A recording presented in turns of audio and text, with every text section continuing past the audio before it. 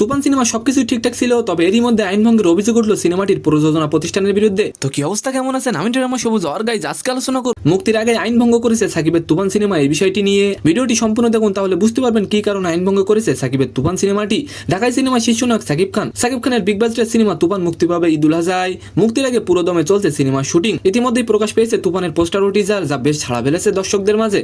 But তুফান সিনেমার বিরুদ্ধে আইন ভঙ্গের অভিযোগ উঠল। সিনেমাটির বিরুদ্ধে অভিযোগটি হলো সেন্সর ছাড়পত্রবিহীন টিজার প্রেক্ষাগৃহে প্রদর্শন করা হয়েছে। বিষয়টি নিয়ে গণমাধ্যমে কথা বলেছেন সেন্সর বোর্ডের ভাইস চেয়ারম্যান খালেদা বেগম। আপনাদের জন্য এত কষ্ট করে নিউজ কালেক্ট করে আপনাদেরকে জানানো হয়, বাট আপনারা ভিডিওতে একটি লাইক করেন না। সো প্লিজ ভিডিওতে একটি লাইক দিয়ে যাবেন। চেয়ারম্যান খালেদা বেগম জানান, সেন্সর বোর্ডের অনুমতি ছাড়াই নারায়ণগঞ্জের গুলশান সিনেমা হলে তুফান সিনেমার টিজার দেখানো হয়। বিষয়টি নজরে এসেছে তাদের। খালেদা বেগম জানান, আমাদের ইন্সপেক্টর যাবে সেখানে। সেন্সর পত্রবিহীন সিনেমা প্রদর্শন করা বেআইনি।